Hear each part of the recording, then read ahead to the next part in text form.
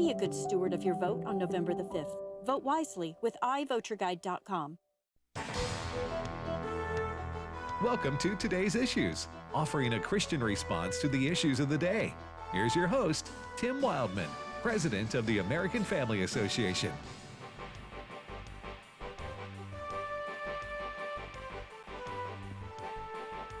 Hey, good morning, everybody. Welcome to Today's Issues on the American Family Radio Network for this Tuesday, October the 29th, 2024. As always, thank you for listening to AFR. A lot to talk about today, a week away from Election Day. Joining me in studio is Wesley Wildman. Good morning, Wesley. Good morning. Christopher Woodward. Good morning. Good morning, Chris. And Ray Pritchard. Ray's in Kansas City. Good morning, Ray. Good morning, Tim. How you doing today? What's the fall weather like in KC? It's going to be in the 80s here. 80s, blue sky. Again, Tim, I can get you 1:30 tee time. That's what I'm talking about. It's good. It's good late October golf weather. My friend used to say it's too pretty a day to play bad golf. That's right. Yeah, and then some friends would also say there's no bad day on a golf course. Right. Too. So there's you got to reconcile those somehow. Yeah. At least you're gonna hit one or two good shots anyway. That's right. Make you feel good. And bike riding, you going on your bike ride Yes, today? sir. Okay. I did yesterday, and I'm going out this afternoon because the cold weather here It's coming. It's coming probably within the next week or so. So I'm going to grab some bike riding while I can. I think Steve reminded us, Steve Paisley Jordan, of the term Indian summer. Yeah. And it basically means an extended summer into the fall, and that's what a lot of the country's experiencing right now. I just want to add that if you're in Mississippi, for all the years growing up, we had plenty to complain about with the weather, but God has got involved and said no more complaining because we're about to go on about 4 weeks where it's 60, between 40 and 50 in the morning, give or take, and about 70 to 80 in the afternoon. Yeah. I mean, what more? Right. You've been reading the Farmer's Almanac? Where'd you get I got those numbers because I follow the weather closely because I'm a hunter and I enjoy hunting. You're going to see how the deer's going to be moving. or whatever I'm hunting. Yeah. And so, anyways, are. what I have seen, what we have experienced is the last 2 weeks have been about what I just said, and I'm looking 10 days ahead, and it's the exact same. What's ideal in the morning? What's ideal deer hunting weather though? You really want a really significant drop in the weather. So any day where it goes from it drops 30 degrees or that's 20, a good 30 thing. degrees, it's a good Why thing. they start moving? Yep, they start moving. They have some sense about them, but. You don't need to ask me any more of those questions because we're going to take away from the show pretty quickly. Yeah, well, I think people are interested in that. I just wanted to give the people in Mississippi, say, hey, look, we can't complain anymore. Right. We're going on 4 weeks. We've had 3. Well, most of the country That's true, has too. been experiencing a warmer. Well, for us here in Mississippi, we usually miss our spring and winter. I'm sorry, we usually miss our spring and fall. We get 1 week, and then it goes back to really hot or really cold. Fall is our greatest 13 days of non-consecutive weather. That, what he said. So. All right, so a lot to talk about today. Steve Deace will be with us in about 7 or 8 minutes. We're going to look at what the United States Senate may look like after the election. A lot of attention being given to the presidential election, but what about the U.S. Senate? That's very critical to confirming judges. And if President Trump is reelected, I say reelected, from 4 years ago, and he has a favorable Senate, as in Republicans have 52, 53, then he will be able to get any federal judge he wants through, including Supreme Court justices. And the rumor is that, I don't know how much of a rumor it is. I think he's spoken about this. Justice Clarence Thomas and perhaps Samuel Alito, the 2 best conservative justices, are ready to retire. They're in their mid-70s, and they're ready to hang up the robe and go deer hunting or something, or bike riding or golfing or fishing. Anyway, but they will need to be replaced, from our perspective, by solid conservatives, and that can only happen should Trump win, and he has a majority of the Senate in his party, that is Republicans. So all that remains to be seen. So we'll talk to Steve Deace about that coming up. Frank Turek's on the way later on in the program, as well as Jenna Ellis. So, Ray, before we jump into the news of the day, give us a good word from the Holy Bible. Okay. What are you worried about today? I mean, the national blood pressure, Tim, has been going up, up, up, and we still got a week to go, right? So I was thinking today about what God said in 1 Peter 5:7, casting all your cares, all your worries, all your troubles on him. Not, and that's 1 Peter 5:7, casting all your cares on him, because what? He cares for you. And I think our problem as Christians, when we read a verse like that, we unconsciously read it, casting some of your cares on him, casting most of your cares on him. I can't speak for anybody else, but I speak for myself. I find it easy to confess to the Lord some of the stuff I'm worried about. But there's something in me that wants to hang on to this concern, it's health, it's money, it's a relationship, it's something going on in the world around us. And you know what worry is? Worry, the English word worry comes from the Old English wirgon, which means to strangle, like somebody's got their hands around your throat. And that's why we talk about being strangled with worry. So, my friends, if today you feel overwhelmed, if you feel fearful, if troubles are bubbling up inside your mind, let me encourage you to do what the Bible says. Take your worries one by one. Or as the song says, take your burdens to the Lord and leave them there. Maybe the problem is, guys, we want to take our burdens to the Lord and then we take them back. We cast them to the Lord and then we grab them back. Well, let me give you a different version, different translation of 1 Peter 5:7. This is by Eugene Peterson in the Message, and this is a paraphrase, but it gets the feeling good. Live carefree before God. He is most careful with you. You can trust the Lord. So take your worries, take your burdens to the Lord, and leave them there. You'll be happy today, you'll be happy tonight, and you'll still be happy tomorrow that you took your burdens, cast them upon the Lord, because, my friends, he truly cares for you. Amen. So where is the scripture reading from today? 1 Peter 5:7. Okay. 1 Peter 5:7. Read that after the show. All right, Chris, before we have Steve on, you want to lead us off with what's happening in the world? Yes, we are 1 week away, America, 1 week from away. the presidential election. 1 week away until things are brought in late, and we'll debate for several more days after. But I Let's digress. hope not. I do too. All I want for Christmas is for the election to end at a decent hour on Tuesday night. Well said. And not go until Christmas. Right, yes. We did that back in 2000. Yeah. Ish. But anyway, all eyes are on both campaigns today. Former President Trump is speaking to reporters this morning at Mar-a-Lago. J.D. Vance is out on the campaign trail in Saginaw, Michigan. He's also going to be hitting some other places along the United States of America. Governor Walz is campaigning in Savannah, Georgia. And then all eyes are on Vice President Kamala Harris because this evening at 6 p.m. Central, she is going to deliver an address on the Ellipse in Washington, D.C. What is the Ellipse? That would be a big grassy area near the White House, big park area near the White House. You can see the White House and some other stuff there from the sites. She's going to deliver her address tonight where she is expected to make another attempt at convincing Americans that Donald Trump is a threat to freedom, and he's going to be doing all kinds of things, including going after enemies. That's not working. I know it's her strategy, but it would do well at some point. It may be too late, but to share what she's going to do better than or do differently, as opposed to criticize Trump, just because both sides are tired of hearing about Trump. Honestly, in a lot of ways. You know, we're at this point. There's about to be somebody who's going to be the president of the United States, right. And that person is going to have to deal with foreign affairs, going to deal with the economy, with the border. There's a lot. So having hey, here's what we're going to do.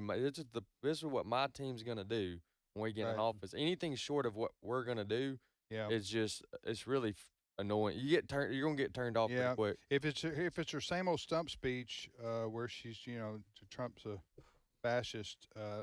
That kind of it's kind of like what else you got? Because I'm not standing out. And one side, the Republican side, they're like, yeah, well, we knew that and we got them. So and the other side go, Yeah. We knew he's a fascist. And he's our fascist. He's our though. fa- You yeah. know what I'm saying? Yeah. That's where a lot of people feel, I think. Yeah. And so, But the point is, nobody's it's not at this point. She needs to lay out a vision beyond. a vision. I'm going to have administration of joy. Huh? That's- And Oprah's going to be my secretary of happiness. Okay, she needs more than that. But she is but that's now- this afternoon, right? It's this evening at 6 p.m. Central. 6 Okay. p.m. Central. She gives a speech in Washington D.C. Somewhere. Is the backdrop going to be the White House where she Yes. looks presidential? Mhm. Okay. We can't let Donald Trump back in I our got house. you. I got you. All right. You're listening to the program Today's Issues on the American Family Radio Network, where our good friend Steve Deace from the Hawkeye State. That's where he hails. Well, that ain't where he hails from Michigan, but he lives in Iowa. Steve is on with us from time to time. He's on with Jenna in the morning, Jenna Ellis, and has his own radio program. A lot of thought went into this title for his show called they decided on the Steve Deace Show. So, Steve, good morning to you. Good morning, guys. Unfortunately, we checked Sexy Beast was copyrighted, and so we had to go with our second choice. Right, the Steve Yeah. Deace Show. Yes, boy. Yeah.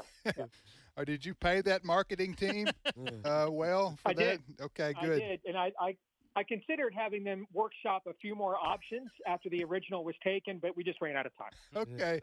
All right, so Steve, I wanted to ask you about the well, we can talk about the presidential race, but what about the United States Senate? How important is it?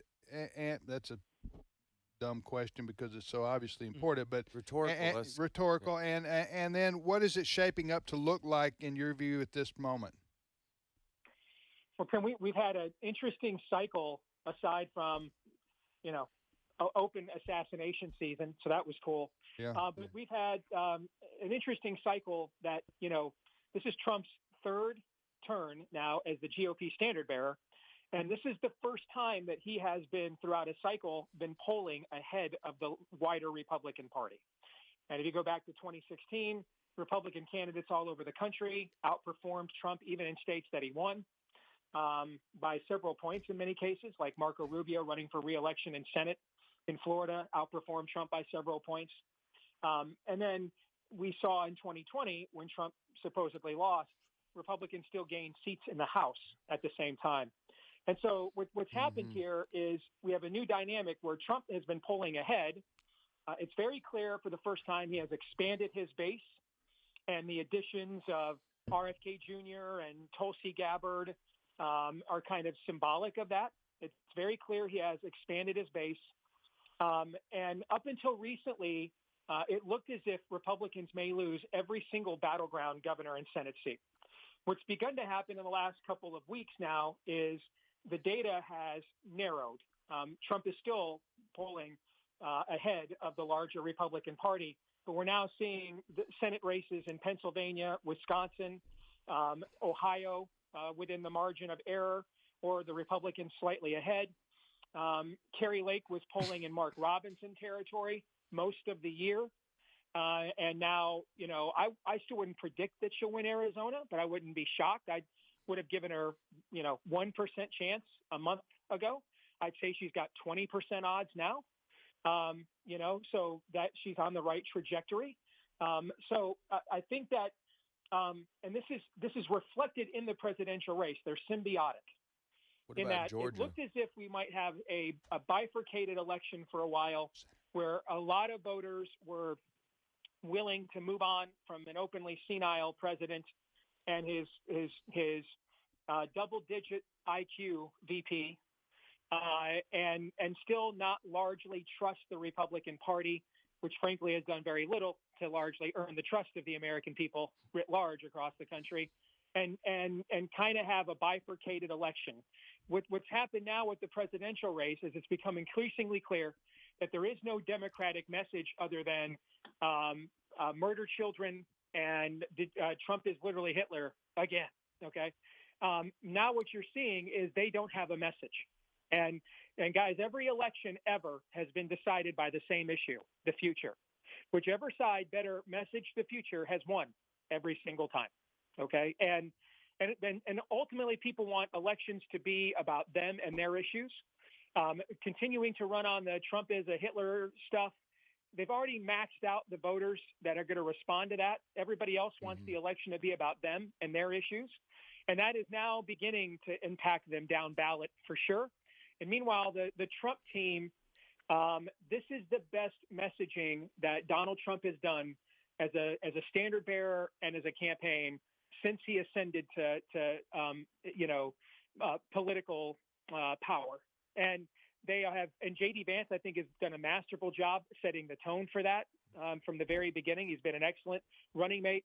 But for the most part, Trump has stayed above the fray. For the most part, they're messaging the future. And I think that has really boxed Democrats in here now as we get down the stretch of this election. Yeah. Oh, hey, I want to. So in the Senate, you've got a 50-50 tie right now. All right. Now the Republicans are going to win West Virginia. That's going to flip because Joe Manchin's retiring, and then in Montana, Sheehy. Is that the way you pronounce it? Yep. Yeah. He's been ahead of Tester, the Democrat incumbent, and has maintained a 5 to 7 point lead forever. And so it looks like those are going to flip. Would that? Do you know? Would that put them at 52-48? Go ahead. No, that would guarantee, depending on what happens elsewhere, that would guarantee a minimum of 51. Now, there's been a unique situation in my neighbor state of Nebraska. We have a rhino's rhino and Deb Fisher, just a space taker. It does nothing but, just vote for trinkets for corporations. And she's in this very red state where the Trumpian base doesn't like her. And so the Democrats tried doing to her what they tried against Mike Lee in the last cycle, where they ran a Democrat as an independent. And his last name is Osborne, Tim. And so, running with a last name of Osborne in Nebraska gives you some advantages. Yeah, okay? Absolutely. And for the longest time, it looked like, and his ads have been very good, he's been attacking her. All of his attacks on her are correct. I mean, she is, from a political standpoint, she's as useless as mammary glands on a bull, brother. Okay. And so, I think that's okay. I just think that's okay to say on Christian radio, but I'm going to have to process it. But go ahead. I'm just citing anatomy. Anatomy. That's all I'm doing. Yes. And she, now what's happened is, again, when you've seen this Trump surge, is you're seeing Republican base voters come home. That's also what's helping Carrie Lake. She was only getting like 75% of the Republican vote. Now she's well into the 80s. Right. Okay.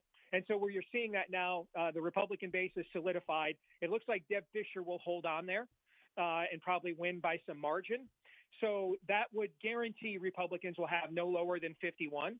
I think Republicans will end up with no lower than 52. I know this will sound counterintuitive to your base, but most of the candidates that Republicans are running are bad. And so you actually don't want them to have too many bad candidates get elected. Like, you don't want Larry Hogan to win in Maryland. If you need a majority, you're rooting for Larry Hogan, okay? But if you don't need Larry Hogan's seat, if you know this from your years of doing this, Tim, if there's too many bad Republicans in any chamber, in your state, on your city council, or in Washington, it makes it really hard to hold them accountable. They can switch the liability. It's like nailing Jell-O. They can move. They're a moving target. You want, if they're not going to be, Mike Lee, Ted Cruz, Rand Paul level candidates, you really don't want 56 Republicans up there, because they can just invent more ways to betray you. So I think Republicans will end up with, I think they'll win at least one of Wisconsin and Arizona. And I think that Sherrod Brown in Ohio, I think Bernie Moreno's run a good campaign. That's one of the states that Trump has made redder in his era. And so I think between his coattails and Bernie Moreno, I think Sherrod Brown in Ohio will also lose. Yeah. Wow. Well, it's going to be interesting to see, because I said Clarence Thomas and Samuel Alito, the two best Supreme Court justices, have basically tipped their hand. They're going to retire in the next year or two. And if Trump wins, then he will be able to replace them. And if he has the Senate, well, he'll be able to replace them anyway, but he'll be able to replace them with anybody he wants. And hopefully that's a key point right there, because here's the thing. If there's only 53 or 54 Republicans, the pressure on the Lisa Murkowskis of the world is huge. Okay. Well, if there's 56 or 57 of them, it gets easier for them to say, it wasn't me. I wasn't the one, And yeah, but let me say this. Excuse me for interrupting you, Steve, but I will say this. I don't think the pressure will be there like it was before Dobbs. I think the fact that I think that Roe versus Wade has already been overturned. So there's not going to be this, this focus on that one issue for the, you know what I'm saying? So I don't know. I just think it could be less stress there. All right. Well, tell us how people can access your show. Easiest thing to do is, X is the largest free speech platform on planet Earth right now. So you can just look me up there on the artist formerly known as Twitter, at Steve Deace Show. We put all of our content there from the Blaze and everything else that we do is right there at Steve Deace Show on X, formerly known as Twitter. And what's the name of your show, Steve? It is uniquely and ambiguously titled The Steve Deace Show. Wow. Yes. Wow, that rocks. I'm just going to tell you. All right. It's very punk rock. All right, we'll get together and talk college football when the playoffs are announced, okay? You got it, brother. Playoff rankings. All right, thank you, Steve. Steve Deace from the Steve Deace Show. Mm-hmm. Tim, Wesley, Chris, and Ray. Ray, your thoughts on anything Steve shared there? The one question I wanted to ask him, he mentioned a number of places where the Republicans could pick up. Tim, any concerns about our friend, and he is our friend, Ted Cruz down in Texas? That race is maybe a little closer 1 week out than we thought it would be. Any concerns there? I'll answer for Steve from the Steve Deace Show.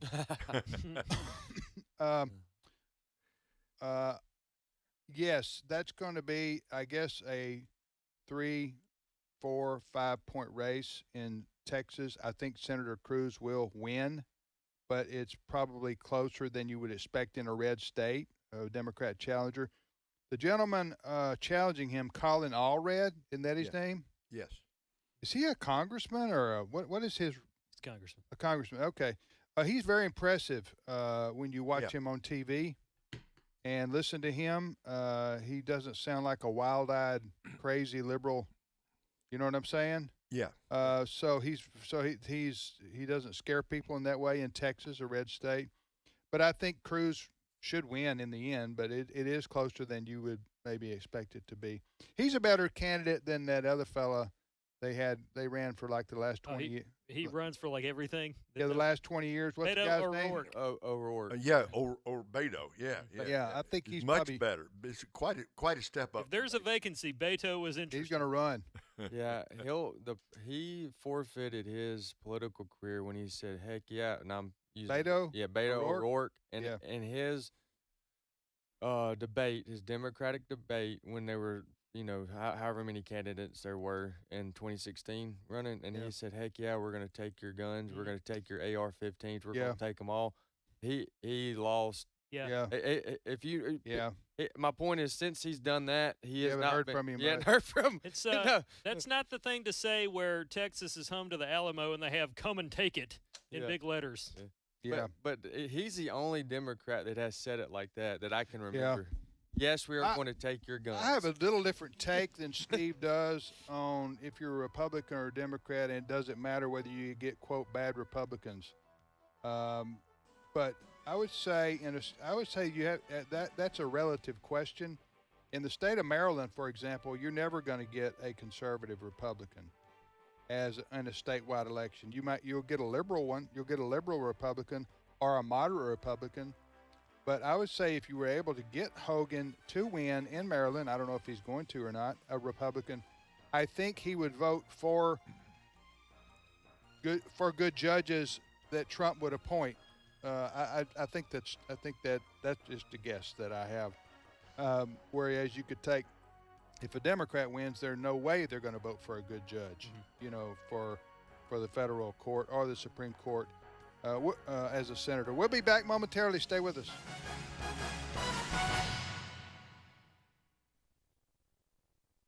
It's my turn. Here is your host for My Turn, Don Wildman. I once read of a little girl's experience in riding a train through tunnels. The first time she was on a train which passed through a tunnel, she scooted over real close to her mother and held on for dear life. However, after a few experiences, the little girl was much more relaxed while passing through the tunnels. Eventually, after just leaving a tunnel, the little girl turned to her mother and remarked, "Mother, I like tunnels." Rather stunned, the mother asked why she liked tunnels. The small child replied, "Because tunnels have light at both ends." There are many tunnels we must pass through in life, tunnels of deep hurt, disappointment, sorrow, grief. In the midst of life's tunnels, when it is the darkest, there are some things about God we need to remember. One thing we need to remember is that God is with us, working for us, even when we aren't aware of His presence. God doesn't hang out a sign which says, "The Almighty is at work here." God goes about His business of healing the hurt in our lives, and He does it unseen, unheard, and unnoticed. God is much like a majority of the people responsible for the production of a movie. They work behind the scenes, putting the pieces together so that the movie will have meaning to it. Often the presence of God is more of a conviction than it is a feeling. His presence, you see, isn't dependent upon our feelings. Sometimes the hurt is so great in the darkness of the tunnel, we're not aware of God's presence. But tunnels have light at both ends. Keep traveling. Don't stop. Another thing about God we need to remember when in a tunnel is this. Even when we fail to ask for His help, God continues to help. Sometimes the hurt in life is so deep that we cannot utter well-worded prayers as we normally would. Perhaps we even fail to think of God. Does a parent always wait to be asked by his child before he begins to help? Of course not. Neither does God wait. If we have given our life to God and have tried our best to be true and faithful to Him, it isn't His nature to run out on us simply because we temporarily forget to ask for His help. God knows us as a parent knows his child, each by name, each as an individual person. He helps us even when we fail to ask for help. It's a dark tunnel when life deals a hard blow, but God continues to help even if we fail to ask for it. There is light at both ends, so keep moving.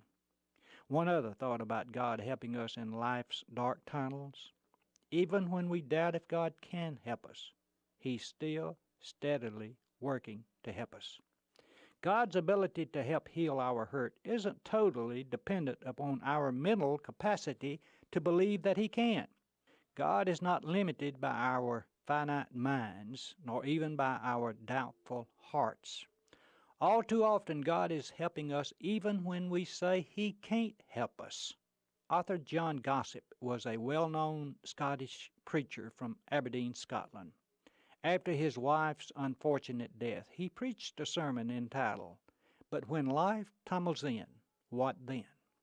In it, he said, and I quote him, "I cannot comprehend how people in trouble and loss and bereavement can fling away peevishly from the Christian faith. In God's name, fling to what? Have we not lost enough without losing that too? You people in the sunshine may believe the faith, but we in the shadow must believe it." So when passing through a tunnel, remember that there is light at both ends. This has been My Turn with Don Wildman, a production of the American Family Association.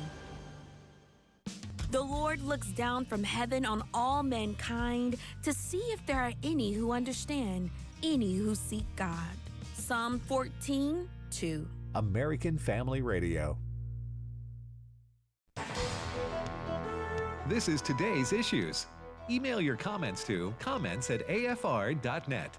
Past broadcasts of Today's Issues are available for listening and viewing in the archive at afr.net. Now, back to more of Today's Issues. Well, welcome back, everybody, to Today's Issues on the American Family Radio Network. Tim, Wesley, Chris, and Ray, we hope you enjoyed sort of that deep dive into what the United States Senate may look like after election night, because it's very, very important. You have to have, if a president, and I know I harp on this over and over again, people, but the federal judges, the Supreme Court justices, they live long, long, long after any president who appoints them. Right. And so they make a big difference on the future of our country. And we're Clarence Thomas and Samuel Alito, the two best conservative justices on the court, they're set to retire in the next year or two. And the only way to replace them with other like-minded good justices to save the Supreme Court would be for Trump to win and the Republicans to get 52, 53 Senate seats, and then he could appoint anybody he wanted to, and the Democrats could not do anything to stop him. Yeah. That's if you're a conservative, that would be the best case scenario coming out of next Tuesday's national election. Mm-hmm. All right, what's the next story, Chris? Well, as we speak, former president. As we speak? Yes, as we speak, former President Donald Trump is in Mar-a-Lago going after his opponent, Vice President Kamala Harris, on a number of things, including immigration. That's a big issue, if not the issue, driving people to the polls this election. The other issue is the economy. And I've got some audio here. It's interesting. The economy has been improving day by day, week by week. Things are better. Things are coming in a little bit better than expected. And Fox Business personality Stuart Varney here says the economy is improving, but voters/consumers don't see it. Clip 4. But the pundits are really puzzled by what's going on. Right. The economy is actually doing very well. On all kinds of scores, it's doing well. But most voters think it's a bad economy. And the pundits can't understand why. I mean, we do have solid growth. We've got a low unemployment rate, and we've got the best companies in the world dominating the most important industries. But voters still think that the economy is bad, because the answer is obvious, because everything, absolutely everything, costs more. Rent, insurance, your mortgage, bread, anything you touch, anytime you put your hand in your pocket and pay out some money, it costs more. I mean, seniors on a fixed income, they don't care that we've got a growing economy. They care about the cost of living. Sure. People on low incomes, they don't care about the magnificent 7 technology stocks. They don't care about that. Right. They care about making ends meet. That's not a good soundbite when you're promising to, quote, fix it on day one. I mean, it's going to cost people money just to go vote. Yeah, I think the cost of living, the other economic factors, as Stuart Varney said, there are pretty good for the country, Ray, but the cost of living, since Biden took over in the White House, that's what people are thinking about, right? You know, we're really talking about lunch pail kind of issues here. How much is it costing me when I take my family to McDonald's? Right. Or if I go to Chick-fil-A, or when I go to Costco? Used to fill up a basket there, or, you know, a push cart there for $150, and now it's $350, right? Gas used to be low, now it's high. People are not concerned so much about the highfalutin numbers. Well, this and this and this. They're looking at their paycheck and how much they're spending versus what it cost them, 4 or 5 years ago. And the cost of almost everything has gone up. And that's going to that's going to make a difference next Tuesday. You mentioned McDonald's and Chick-fil-A. I've seen tweets from people or posts this week talking about how it's just as expensive, if not more expensive now, to take your family to a fast food restaurant compared to like an actual sit-down Yeah, but you're still going. That's true. That's very true. But yes, you're going. That's right. Well, you know, last night, this kind of hit me now. My wife and I, Allison, you know, we're empty nesters and have been. I mean, our kids are grown and gone. Wesley's here. I say gone. They're not gone from where we live. So we don't have the expenses of raising a family. So we're just by ourselves. So we don't feel things like younger couples do with kids like you guys have. But still, went into a convenience store last night, got a large Diet Coke and some Dot's pretzels. Have y'all ever had Dot's pretzels? Oh, yeah. They're great. They're going to be the pretzels they serve in heaven. That's right. Dot's, That's exactly. Dot's pretzels, and nobody's paying me to say this, and her story is remarkable. I've read her, so you can read about her story. The woman who had the recipe that created these Dot's pretzel. They are good. Oh, They're man. Multiple flavors. So don't just think of pretzels as in just salt Are there pretzels. multiple? Oh, yeah. A lot of them. You I got, got- cinnamon and Oh, yeah. sugar. I like the original. Oh, yeah. Got There's like a hot mustard one. Yeah, That's my pretty mustard tasty. Nah, one. you shouldn't do that to pretzels, I don't think. But anyway, that's just me. They're good. They're really good. What, mustard? Well, I've never had bad Dots pretzels, period. Okay, I And like I to can't try believe some we're talking about pretzels, Tim, but if you've not had Dots, and we're not getting paid to say Right, this, no, right? If you've not had Dots, you should go buy some because you'll never buy any other Yeah. pretzels. You'll be Right. done. So, They're all good. It's anyway. So I bought the Dots pretzel bag, Large right? Diet Coke. and large Diet Coke. Walk up there, I know where and- this is going. huh? Here we Walk go. up to the counter, and she says $8.45. I was going to guess 9. Yeah. $8.45, and I said, I didn't say it to her. I was stunned, and I was walking out going, I just paid $8.45 for a little bag of pretzels Right. Oh, yeah. and a large Diet Coke. I can one up you. Okay, I can go one ahead, up one up me. I took the baseball team that I coach, took them to watch a fall baseball game at Mississippi State. Went inside the convenience store, and we're on a trip with the teams, all fun. Like we're getting like I want them to remember this day, right? So you paying for this visit to the convenience store for everybody? For 3 boys, Okay. 3 boys and myself. Okay. They all get one piece of candy, which would be like a Right. Starburst, a pack Right, of right, M&Ms. yeah. One piece of candy, one drink, and we Right. put it up there, and it was $49 and some odd change. I think that's immoral. It is. I'm telling you. Well, hey, let's get back on topic here for just a second. Or not that we're on topic, but let's get back to the point here about Chick-fil-A. I've got the numbers in front of me. Chick-fil-A's increased their cost by 21% since Biden's taken office. Yeah. Well, you know, fair or unfair, people blame the president, whether it's a Republican or a Democrat. They blame or they credit the president for the state of the economy. Now, that's just the way it is. And it's always been that way, and it always will be that way. Whether that's fair or not, that's just the way it is. I guess that you can define it as fair because that's just the way the American people view things. And they view as an issue the economy and the cost of living in particular, i.e. inflation, they blame on Biden to a large extent, and Harris is part of that. Yeah, Go and ahead. my counter to that would be there's a standard increase, annual increase that happens no matter who's president, but you can visually look at if it's Right. 2 or 3 times more under one versus the other. Well, sometimes the impact psychologically of something doesn't go away, even if the facts change on the ground. Sure. I'll give you an example. Remember when Biden took office and he went on the attack against the fossil fuel industry, and the price of gas shot up by like $1.50 a gallon. You remember that? Uh-huh. Now it went down. It went down. It's more reasonable now, but it went. But Steve, that the effect was. Remember the stickers on the gas pumps? I did that. Yes. With Biden with his finger pointing at the Man, gas. I did that. Okay, that's stuck in people's minds. It doesn't matter that the price of gas is back down. The fact is, people's minds that went up for a year, crazy, $4 or $5 a gallon gasoline. They blame that on Biden. But but I'm going to go further though because You gonna one up me Yeah, again? yeah, and here's why. Because it may have gone down, but it didn't go down back to where it was when Trump was in office. Yeah. So I understand that to a certain degree, but yeah, but I blame. Okay, I'll just no you go secret ahead. here. I blame Biden's administration and his policies 100% on the economy, and it's not just because he's the president, based on what he's done. Yeah. That's me. Okay. Am I clear? Yeah, you're clear. And another thing. But you've used up your one up me's. Yeah, for the show. Okay. I think we got a guest. Plus, Wesley, I'm your father. Okay. No Christmas for you. Okay. Just like Luke. Oh, yes, right. That's what I thought about when you said that. Father. All right, so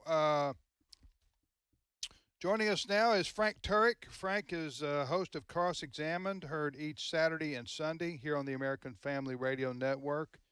I've been on the network for 10 or 15 years. I was the one who recruited Frank to have his show on Saturday mornings live on American Family Radio. Good morning, Frank. So you're to blame for all this. Well, yeah, and I All get the right. credit too. I get the credit for Cross-Examined on Saturdays and Sundays here on American Family Radio. Cross-Examined with Frank Turek is heard 9 a.m. Central Time. So tune in this weekend, 9 a.m. Central Time, or Sunday afternoon at 4 p.m. Central Time right here on the American Family Radio Network. So, Frank, you sent me a video earlier, which I haven't had a chance to watch it yet, but I'm going to immediately after the show. And you said to me, send this out to everyone. What was the video about? There was a woman in 2019. Her name is Abigail Martinez, and she had a daughter in the California public school system. And the long story short, this young girl was experiencing depression, I think at 15 years old. She joined the LGBTQ club on campus. And what happened was the state of California essentially took this young girl from her mother and transitioned her. They gave her hormone blockers, cross-sex hormones. Instead of treating her depression, they thought that what would be best would be to take this young girl from her mother, put her in a halfway house, transition her, because that would make her feel better because she really thought she was a boy rather than a girl. And what this young girl wound up doing, separated from her mother, is she knelt before an oncoming train. And the video I sent you is her story. The mother of this woman, Abigail Martinez, tells her story in 3 minutes. And what I want everyone to know, because when everybody sees this, they're going to say that is horrific. How could a government do that? Well, the government of California at the time was so liberal, it did it.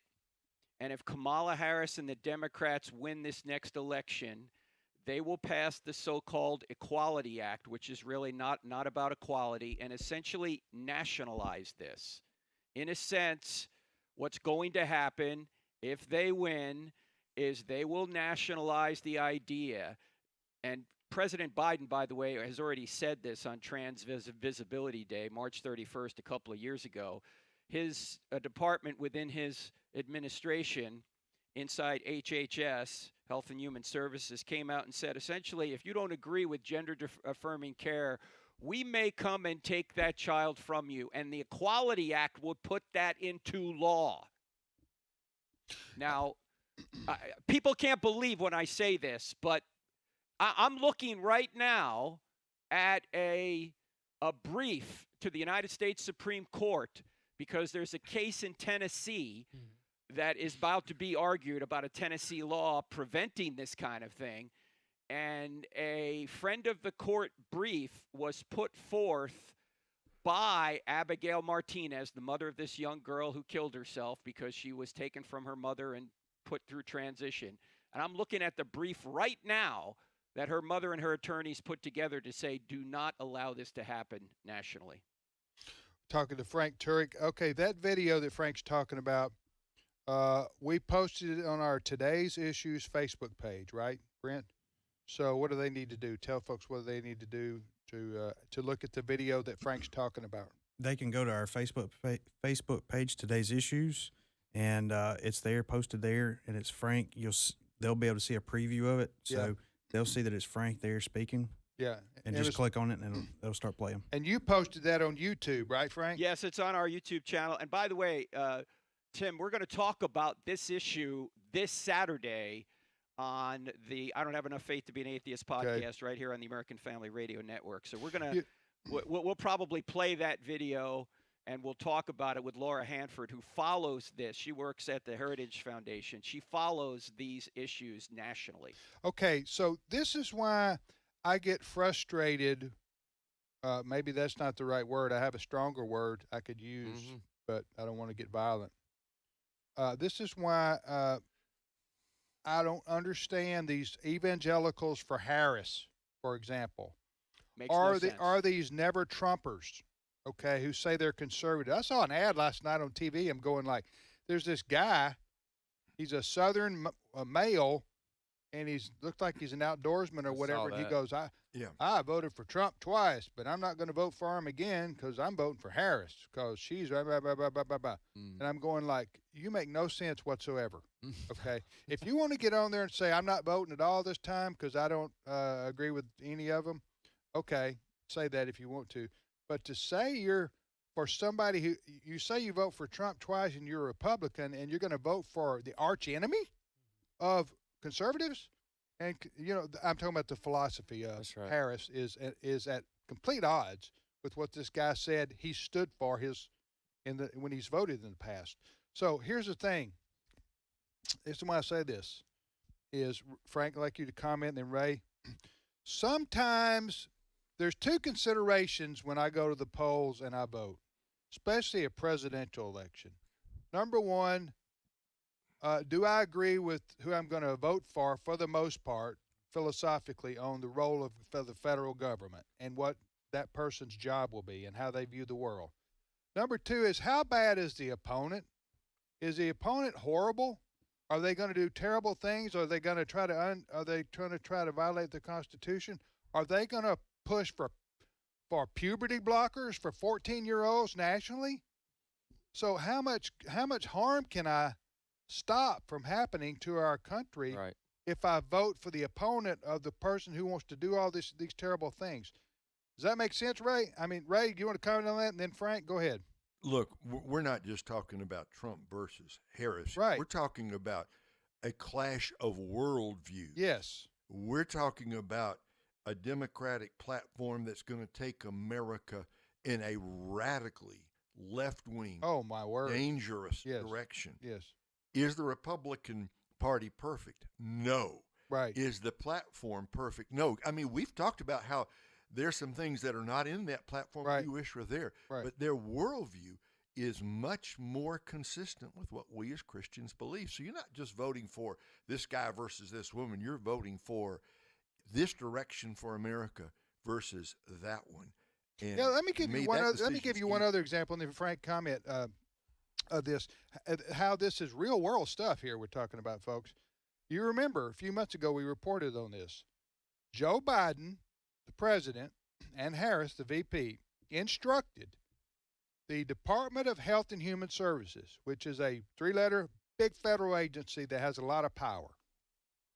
Okay, this HHS, they distribute money across America to the states for educational purposes or for all kinds of different reasons, okay, they would say.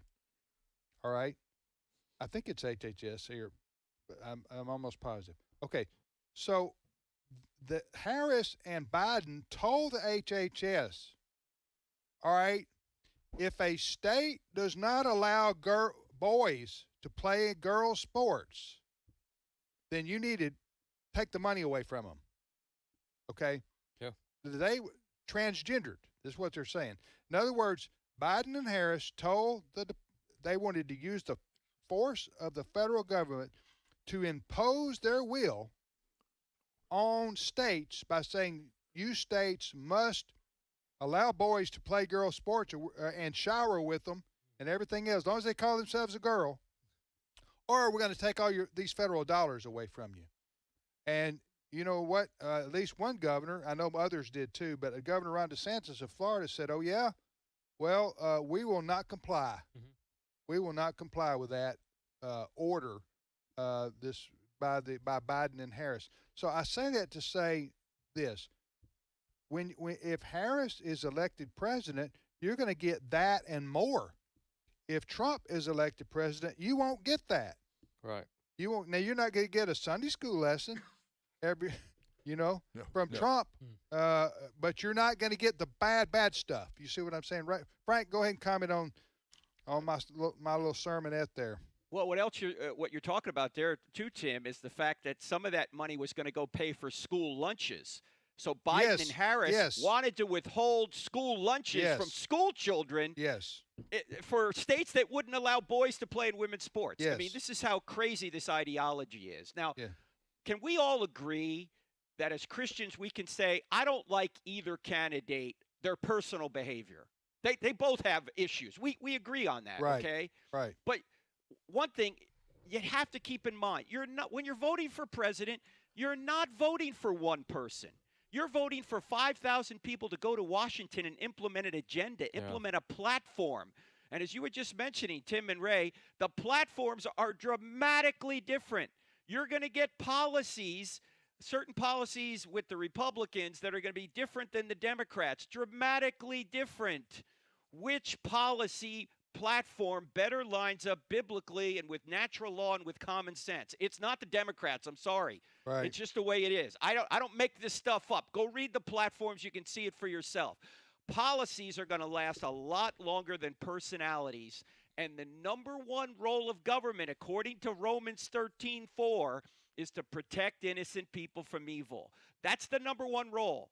We need to protect innocent people from evil. We need to protect school children from a government that's going to want to take them and transition them against parental rights. When a government starts doing that, a government's doing evil. It's not preventing evil. But we're the people who can elect the government that will protect school children rather than endanger them. So let me say one other thing about this. Do you know that in the last election, there were 30 million Christians who didn't vote, and yet the election was decided by 42,000 votes. Yep. 30 million people didn't vote, and it was decided by 42,000 votes in certain swing states. That's the total number of votes that the whole election was decided by. If Christians voted and voted biblically, we wouldn't have these political problems we have now. We wouldn't have unfettered abortion. We wouldn't have school children being taken from their parents to be transitioned. We wouldn't have open borders. We wouldn't be in all these foreign wars. I mean, please, wake up, church, wake up. Yeah. Amen. Ray, any final comments there? Look, Frank has made the case, not just logically, but passionately. If you're a Christian, vote. If you're a believer in Jesus, vote.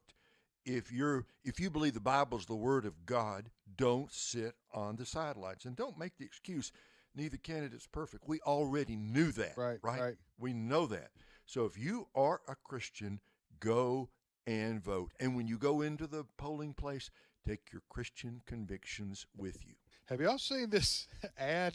Maybe we can find it. It's an ad I saw last night. I was watching the World Series or something, and this ad comes on, and it says, black fellas talking about Harris pushing transgendered operations and paying for them in the prison, or paying for. Did you see this? I think we've aired that audio. It is hilarious because it's got these two black guys. I think they're going like, I ain't for that. No, not my tax. I'm not for that. In other words, the Democrats may take me for granted because I'm a black male, and they think I'm supposed to support that. I don't support that. Did you see this? I did see that. Have you seen this, Ray? No, I have not. No. Did you see it, Frank? Okay. I did. And there's another ad that Trump is running about, Kamala Harris wants to transition prisoners with taxpayer money. Yeah, that's it. That's it. No, that's it. There's two of them. That's it. And they got the black guys on there commenting on it? Yeah, there's two of them. One version that way and another version, a shorter one, with the same kind of thing. She wants to use tax dollars to transition murderers in prison and then send them into women's prisons where they're going to rape the women. Did you say shorter? Did you say? Yeah, there's a shorter one. Yeah, like shorter black fellas? No. Shorter version. It's like a 30-second. Oh, my bad. Okay. I couldn't see their height on TV, and I didn't know what you were talking about right there. All right, we're going to take a break right here. We'll be back with more of today's issues on the American Family Radio Network. Thank you, Frank. Appreciate it. Thanks, guys. God bless. See you.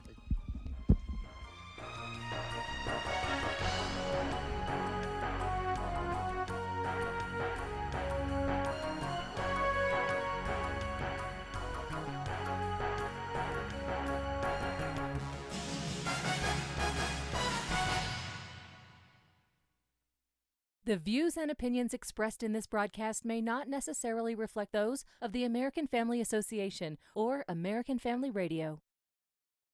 Faith, family, freedom. American Family Radio.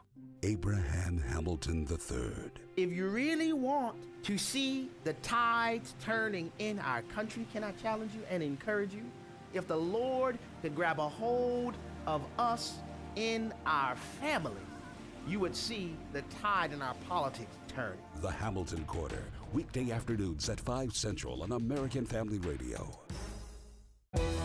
This is American Family Radio, a listener-supported ministry of the American Family Association.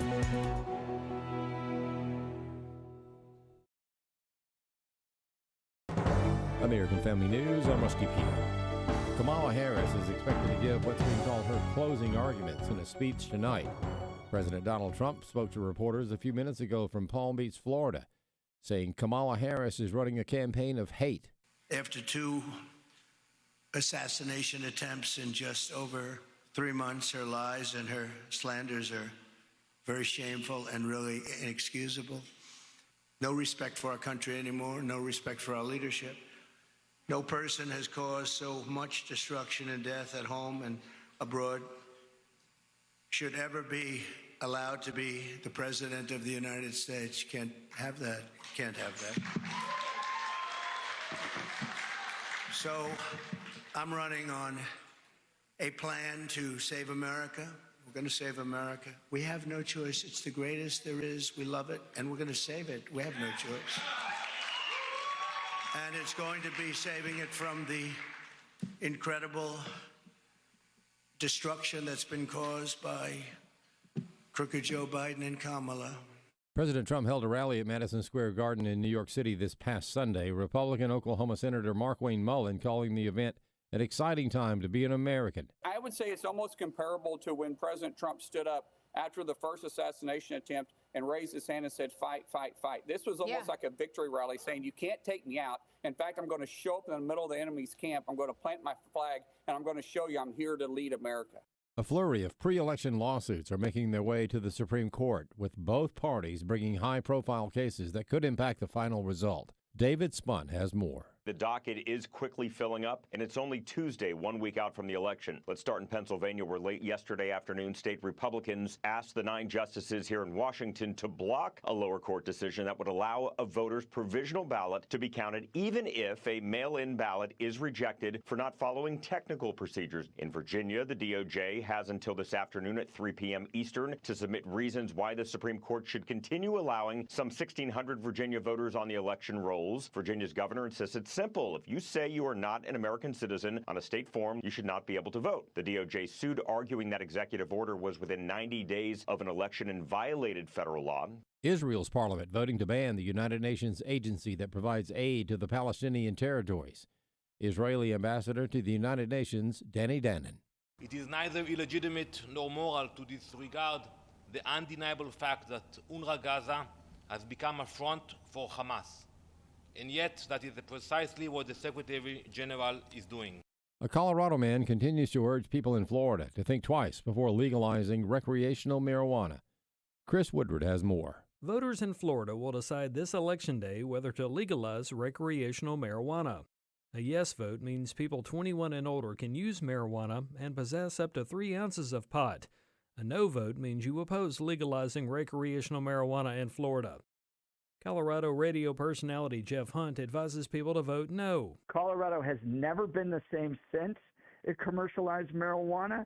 And if you talk to a lot of the surrounding states, like I have, law enforcement in Nebraska, Utah, Kansas, for instance, they saw out of their states all the drug users and drug dealers leave and come to Colorado. So you become an attraction. The American Civil Liberties Union of Florida wants people in the state to vote yes on Amendment 3, saying this is also a matter of so-called social justice. Adding Amendment 3 is a significant step forward in respecting the personal freedom of Floridians and is crucial in addressing the disproportionate impact that the criminalization of marijuana possession and use has had on Florida's black community and other communities targeted by the criminal justice system.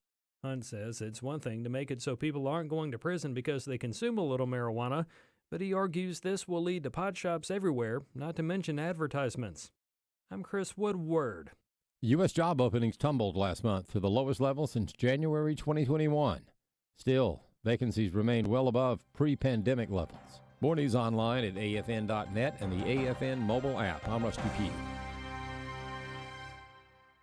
Election Night coverage 2024. On election night, The crew will be Tim, you'll be here, Ed will be here, Wesley will be here, Walker will be here, and I'll be along for color commentary. We're going to be offering some astute political analysis.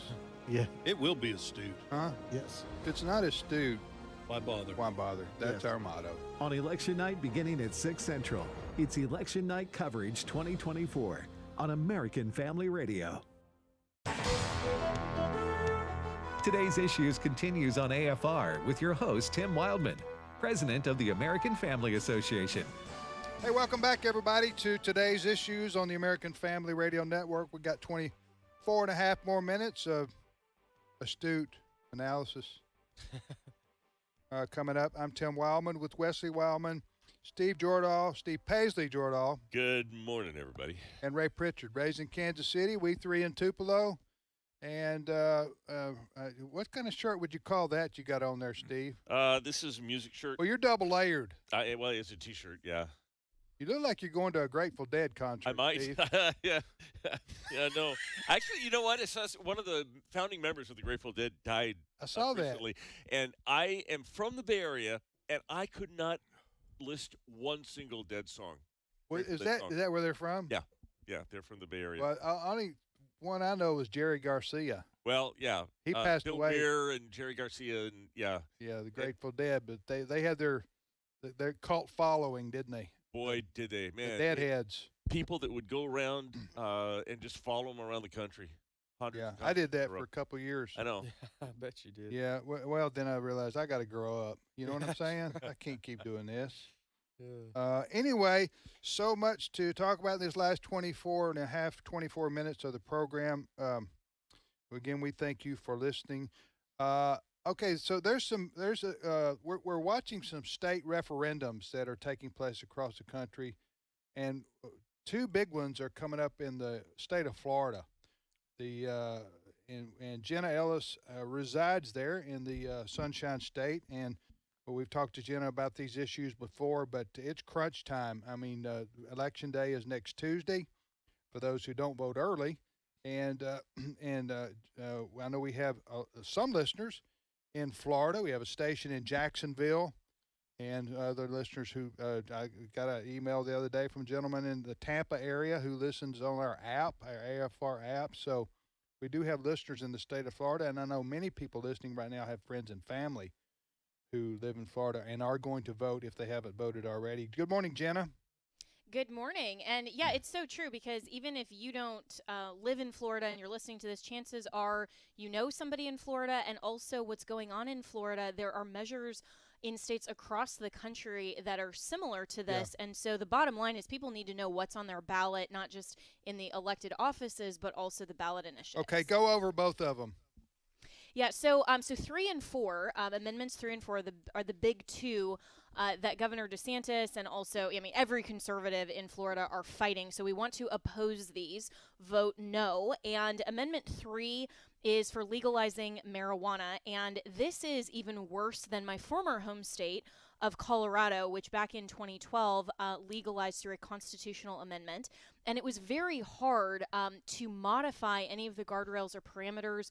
It has been absolutely devastating for the state, and we've seen that as a cautionary tale over the last 12, 13 years. And what makes Florida's Amendment 3 even more dangerous is that this is actually sponsored by a big corporation that just wants to come in and affect the state, and they do not have the language in the amendment to have any guardrails or restrictions on public use. And so what that means is that there would be a constitutional right to smoke pot, not only for fair housing, so if you live in an apartment complex, your neighbors could smoke and you can't do anything about it, but even dispensaries and smoking areas would be around Florida's theme parks, Florida's beaches.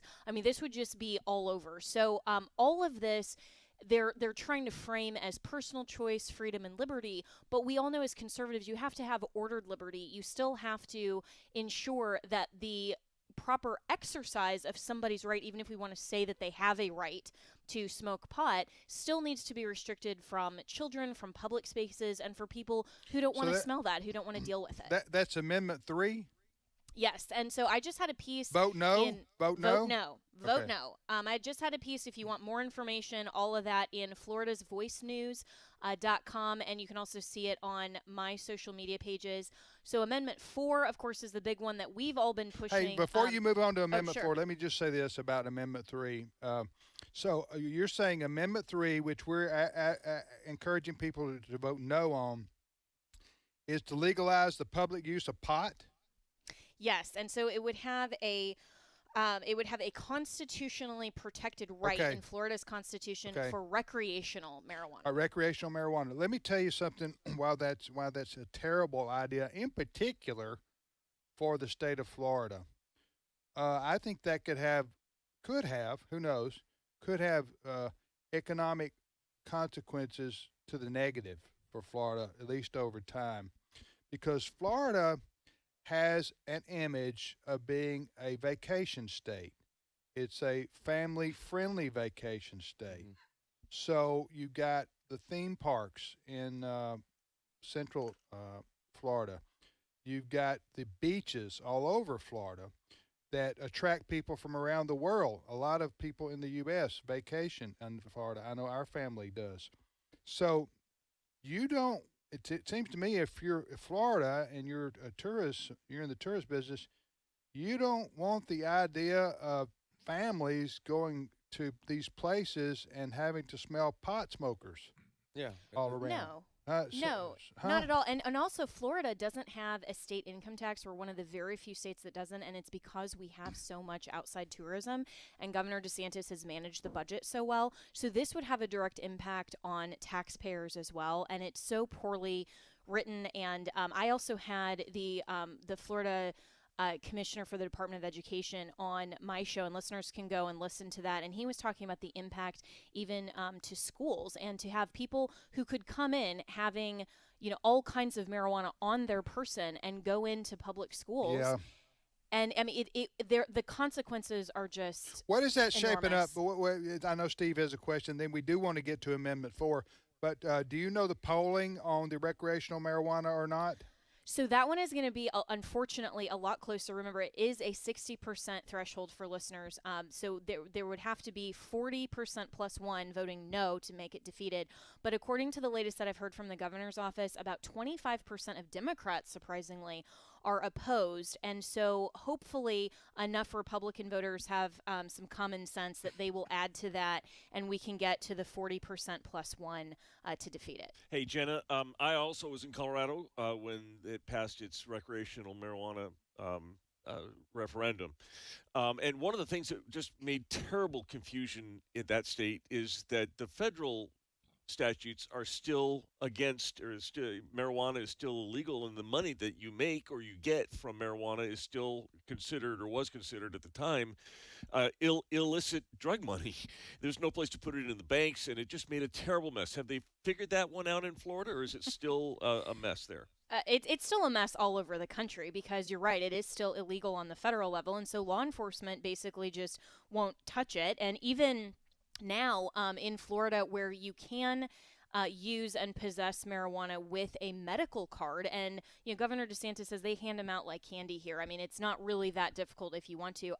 There have been even people in my own community that I've seen against the rules of our community that have smoked marijuana, and when I've called the police department, they've come and just said, well, basically, we can't do anything about it. We're not really authorized to. So it's really unfortunate that even now there's not a lot of enforcement. It will just get way, way worse. And I was a prosecutor in Colorado shortly after Amendment 64 passed there. And one of the other interesting things was that when you had pleas for criminal offenders, some of their rights, including liberty, if you go to jail, can be foreclosed as part of a plea agreement. And they would say, well, I still have the right to smoke marijuana because that's now in the Constitution. And some judges, didn't want to really touch that. But also it was a lot more difficult to get convictions on driving while ability impaired based on drugs. And what we've seen, and the studies bear this out, and the stats, that people who are driving under the influence of alcohol will then co-administer and be high as well and have the effects of THC. And that is so much more difficult to prove in court because you have to have drug recognition experts. And so the incidences of traffic fatalities, even car crashes, injuries, all of that has gone up in Colorado as well. And that would have devastating consequences. Okay, for talk Florida. about Amendment 4 quickly, if you would. Yeah, so Amendment 4, of course, is the extreme abortion regulation amendment that would cement a so-called right to abortion in the state's constitution. And so it would eliminate current parental consent laws. It would say only a parent has to be notified, which could happen after the fact. So even some pro-choice advocates are saying, no, that's way too far. And the bill would does not define viability or necessary in terms of the patient's health or a patient's healthcare provider. So basically what this would do is have taxpayer-funded abortions up until the moment of birth for basically any reason in the state of Florida. And it is no surprise why the left is starting in Florida, because Governor DeSantis has been so pro-life. He signed Florida's heartbeat bill. There's been so much misinformation about that Florida law. Of course, women can get health care for miscarriages, life of the mother, some of those exceptions that were written into Florida's current law. This would allow, again, absolutely no guardrails and just allow taxpayer-funded abortions at any time for any reason up until the moment of birth. So vote no on Amendment 3 and Amendment 4. Yes, in Florida. Yeah. And you can go to afaaction.net, and we actually have in there all of the 10 states that have abortion measures on the ballot. All of them are a no, because they're trying to override current good legislation in those states. So if you are a state that has any of these abortion constitutional amendments on the ballot, vote no. All right. Hey, Jenna, thank you. What do you got coming up tomorrow morning on your show? Thanks. So we're going to actually, we're going to be talking more about Amendment 3. And so we have one of the Florida Health Department secretaries who will be on, and then also a pastor talking about Christians getting out and vote. I know that we have been saying here at AFA, vote your values. I'll have Pastor Jack Hibbs on either later this week or early next week as well. And we're also hoping to get Governor DeSantis on as well to talk about his view of the election, not just in Florida, but overall. So we're hoping to schedule that this week as well. So a lot coming up. It'll be a great week. All right. Thank you. Thank you. Okay. Talking to Jenna Ellis there. You're listening to the radio program Today's Issues on the American Family Radio Network. Did you guys hear about this? You know, Trump had his big Madison Square Garden rally. Yeah. 20,000 people there. Inside and an equal amount outside, I hear. Oh, well, he had this comedian on Yeah. that preceded his speech. And this comedian, his name is Tony Hitchcliffe. I never heard of him. Have you? I've never heard of You him. heard of him, Ray? No. Anyway, he's up there doing his stand-up routine, I guess. I didn't watch the whole thing. But then he calls Puerto Rico a, quote, floating island of garbage, end of quote. I don't know if you can even have context for that. But I could give you what they're saying. The context. What is the context for calling Puerto Rico a, quote, floating island of garbage, end of quote? All right. So there is known to be a lot of trash in the ocean that congregates, and there are floating islands of trash that they have found in the ocean. Puerto Rico, after one of the hurricanes that hit it, has had a hard time recovering, and that was the connection that the comedian made. I don't think he's doing the Trump campaign any favors, but that what I heard is the context of that joke. Yeah, all right. Well, somebody shouldn't have had this guy on stage if he's going to insult Puerto Ricans in that way. Because the reason I say that is, politically speaking, they were talking about there are 500,000 Puerto Rican voters in Pennsylvania. All right. So now I'm not saying they would all switch their vote to Harris if they were going to vote for Trump over this joke at a rally. I'm just saying you shouldn't have a guy on a big national platform like that who's going to say something. It could be construed as the joke saying that the government hasn't stepped up enough to help the Puerto Ricans recover from their hurricane. And no. He's saying Puerto Rico's a floating island of garbage. That's what he's. Yeah, It's an insult, is what yeah, I'm saying, it to the was. people of Puerto Rico. Yeah? Yeah, well, I listened to the clip, but the problem is, you're at the issue you're having, same one I had. I didn't get to hear the whole context, the front and the back, and what the main point was. But other than it came across. Now the crowd did respond. How'd they respond? They responded with they got quiet, like they got like it should was. we laugh or not? Yes. We shouldn't laugh at this. No, and that's what you could credit the Trump crowd because they didn't. They didn't laugh. Somebody go with made a mistake by getting this guy on stage. Is what I'm saying. If he's going to say things like that, seems to me that's my opinion. Sure. I wonder if he's from there. I don't. Does he look You like mean no? I don't think he's from there. I don't think he is. Okay. I don't think he is. His name, Because you I'm could from- really. I'm not, I've seen him somewhere before, but I'm not really familiar with his comedy. Do you know? You know, anything? they call him an insult comic, as if he's sort of Don Rickles for the modern age. Well, Don Rickles though made fun of himself, didn't he? Yes. I mean, it's not even really a good comparison. Yeah.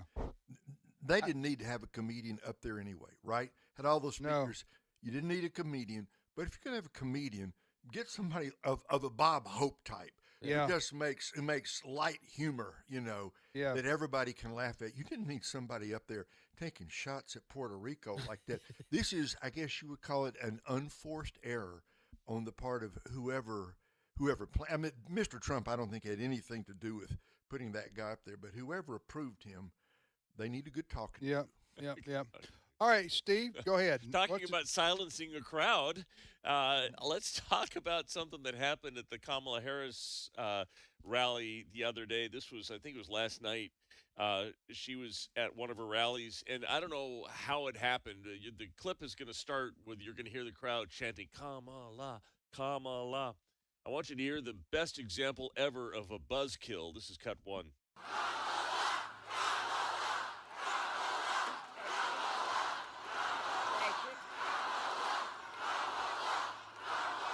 Okay, now I want each of you to shout your own name. Do that. Because it's about all of us. It's about all of us. I've never. That's not even like a thing where you shout your own name. It's not even, right. It's not even a thing. I don't know. Nobody's ever been in a public crowd where they had a good thing going there for her. I know. Right. Just three simple just syllables. roll with Kamala, right? Then she goes into shout your own name, like we're going to be like the Tower of Babel or something. Right. Huh? That might have been how God did it. I don't know. I don't know. I can't. Go ahead. All right. Hey, I Yeah. was just on the phone before I came in here with a friend of ours, Jim Garlow, who's former pastor of Skyline Church, now has a ministry helping members of Congress incorporate their faith into government. He is in the middle of a tour of Israel with some people, and I know. Well, how did you catch up with him? He called. He called from Israel. To do what? Well, I had asked him for an interview on a different story a couple days. Oh, I got you. Didn't know he was over in Israel. I didn't know he's in Israel, So he's calling you back. He's calling me back. He's returning a phone call. The story that I had done, wanted his comment on, I did with somebody else because I couldn't get a hold of him that day, and that's fine. But anyway, I asked him about how our elections are being perceived over in Israel. Do they understand that there's a difference in the way that the United States may support Israel depending on who wins our election over here? And he said, absolutely, there is. This is cut 10. So to keep our group together, we when we're in mobs like that, we all wear the same color hats that my wife has prepared for us.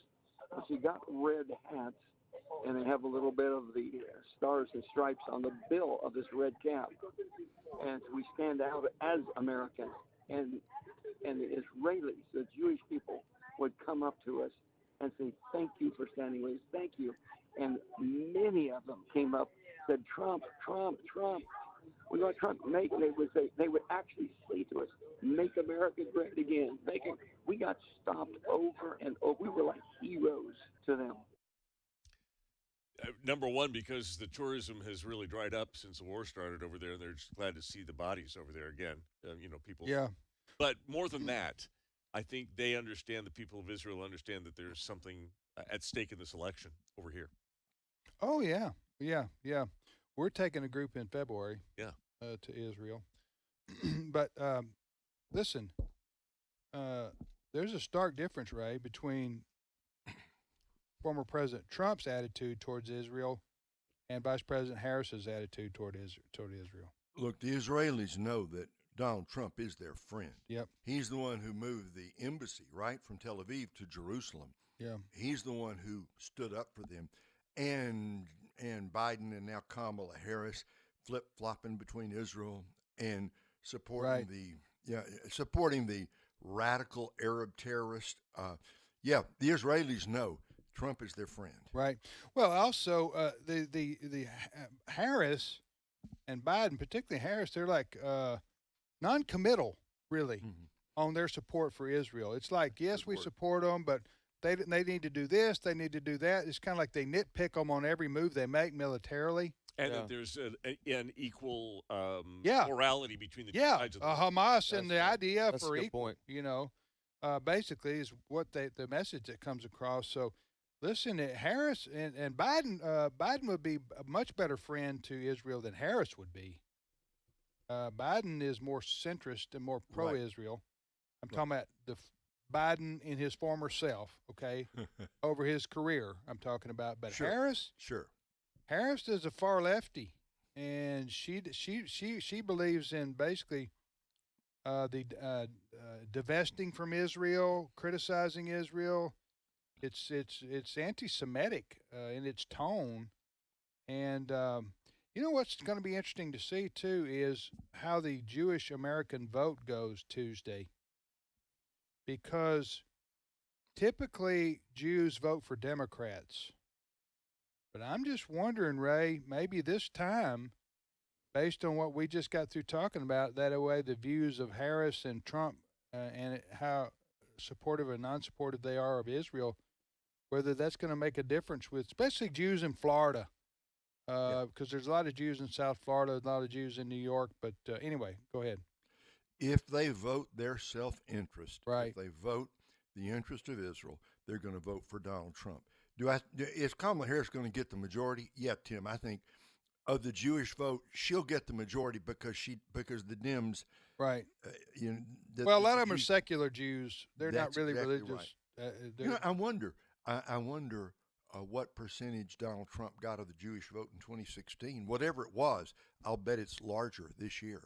Yeah, no, I agree. And also, not only Israel as a consideration, but these student protests on campuses all over the country we've seen the last year in favor of Hamas. Okay, there's a lot of Jews who give a lot of money to these schools. That's right. And they've been shocked to see how the administration of those schools, especially the Ivy League schools, some of the schools, the prestigious schools on the West Coast, have embraced the pro-Hamas rallies. Yeah, and what I believe is that it's not necessarily that when Harris does these types of things, such as waffle between the two supports, I don't think it's necessarily that Trump gains as much as Harris loses. Yeah. So I think I think it really messes up the turnout of vote with the Jews for Harris, and which is more damaging in my opinion than them actually flipping. I don't know if they'll flip, but well, the influence of the Jewish voters is really relegated more to New York City and South Florida. That's where most of the Jews, I would say 50% of the Jews in this country reside, or maybe more percentage than that. Somebody once said there's more Jews in New York than there are in Israel. All right, Ray, thank you. Thank you, Tim. Steve, appreciate it. My pleasure. And Thursday we'll have a special program. So Thursday we'll have a special program. We have a sermon, Vote Like Jesus, by Pastor Josh Howerton. We talked to his staff and we've asked him if we could use his sermon. It's a very good sermon that encourages people to get out and vote. So during our Today's Issues show, we're going to interrupt that and play this fantastic sermon. Yep. On Thursday. Because it's so important. It is very important. By Josh Howerton, Lake Point Church in Texas. What's his name? Josh Howerton. Okay. He pastored a church in Rockwall, Texas called Lake Point Church. And You heard this message, and we thought it was worthy of replaying on AFR. Absolutely. That's Thursday. We'll see you back here live tomorrow, everybody.